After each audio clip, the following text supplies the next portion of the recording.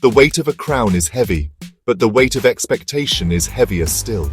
Prince Adrian felt this truth in every corner of the grand palace. His parents, the king and queen, were not tyrants. They were kind rulers, beloved by their people. They were also savvy business leaders. Their legacy was not just the throne, but the global empire of Coffee Mate, a company that brought warmth to millions of mornings. They wanted to retire. They wanted to see their son settled, married, and ready to lead both the kingdom and the company. Every dinner became a gentle but firm reminder of his duty. His future was a path already paved with gold and responsibility, but it felt lonely. Adrian longed for something real. He saw the polite smiles of princesses from neighboring kingdoms. He heard their carefully chosen words, their praise for his wealth and his title. But he never saw a flicker of genuine connection in their eyes. Did they see him, the man who loved to read old books and walk in the rain, or did they only see the heir to a fortune? The pressure mounted with each passing day. His mother would show him portraits of eligible young women.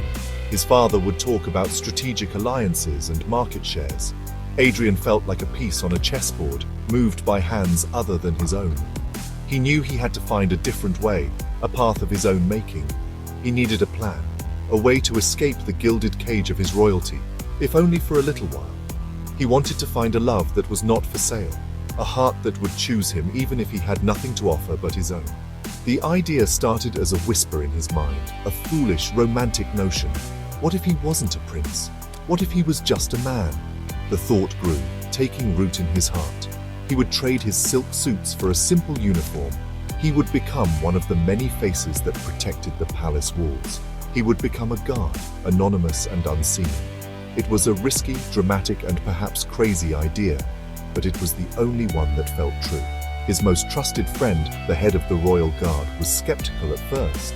He warned Adrian of the dangers, of the sheer impossibility of it all. But he also saw the desperation in the prince's eyes. He saw a young man yearning for a life he could call his own. So, he agreed to help. They created a new identity for Adrian Leo, a young man from a distant village seeking to serve the crown. The uniform was rough against his skin, so different from the soft fabrics he was used to. Looking at his reflection, Adrian saw not a prince, but a stranger. For the first time in a long time, he felt a spark of hope. He was ready to begin his search for a love that knew nothing of crowns or companies. Life as Leo was a world away from his royal existence. His days were long and structured, filled with patrols and silent observation.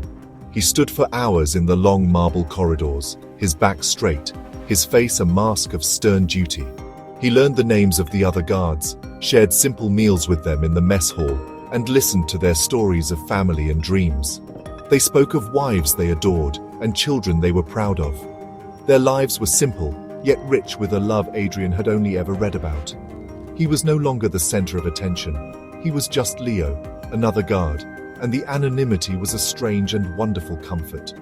He watched the world from the sidelines.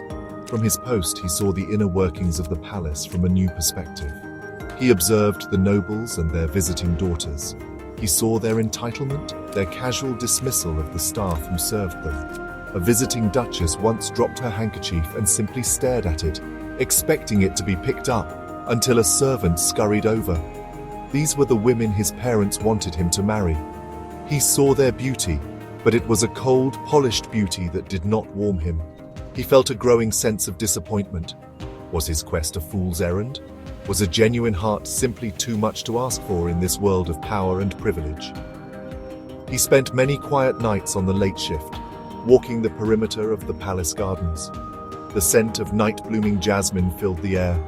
This was his favorite part of the day. The palace was asleep, and the world felt peaceful. He could think clearly out here, under the soft glow of the moon. It was during these quiet patrols that he first noticed her. She was not a princess or a duchess. She was a palace maid, often working late in the kitchens or tending to the laundry. He didn't even know her name at first. He just saw a quiet grace in the way she moved, a kindness in her eyes that seemed to shine even from a distance.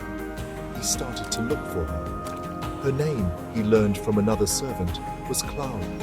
She had a gentle smile for everyone, from the head butler to the youngest kitchen boy. One evening, he saw her sitting on a stone bench in a hidden corner of the garden, sharing a piece of her bread with a stray cat. She spoke to the animal in a soft, soothing voice.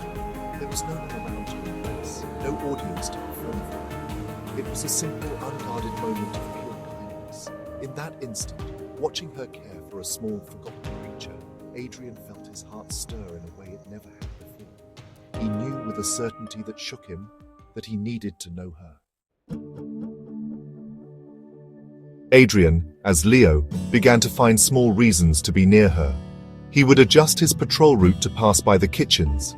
He started with a simple good evening and was rewarded with a warm, genuine smile that made his heart beat faster. Her name was Clara, and she had eyes the color of warm honey. She never looked past him or through him. She looked at him. She asked him about his day, about his family in the distant village he had invented. He found himself crafting an entire life for Leo, a life he almost wished was real. He spoke of a humble home and simple pleasures, and she listened with sincere interest. Their conversations grew from polite greetings to quiet talks during her breaks. He learned that she was saving money to help her younger sister attend school. She dreamed of one day opening a small bakery.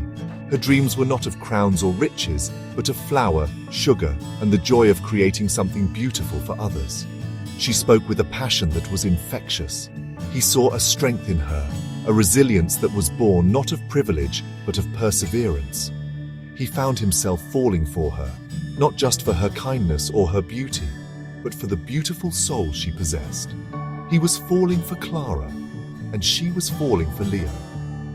One rainy afternoon, he found her in the garden, trying to shelter a set of newly planted rose bushes from the harsh downpour with a flimsy piece of canvas. She was soaked to the bone, her hair plastered to her face, but she was determined. Without a second thought, he shrugged off his heavy guard's cloak and draped it over her and the bushes. She looked up at him, surprised, her honey-colored eyes wide. "You'll be cold," she said, her voice full of concern for him.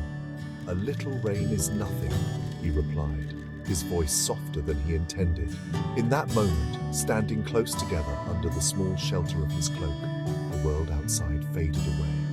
He knew he was in love. It was a feeling so powerful, so absolute, it left him breathless. This was real. She saw a simple guard, a man with nothing to his name. She showed him more warmth and concern than any princess ever had.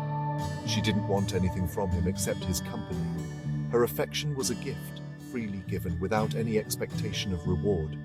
He cherished their stolen moments, their shared smiles, and the easy comfort of their conversations. He was living a lie, and the guilt of his deception began to weigh on him. But the joy of being loved for being Leo was the most profound truth he had ever known. The time had come. His parents were planning a grand ball, the final event designed to find him a bride. Princesses from every allied nation were set to attend. Adrian knew he could not continue his deception. It was not fair to Clara, the woman who had captured his heart with her simple, honest love.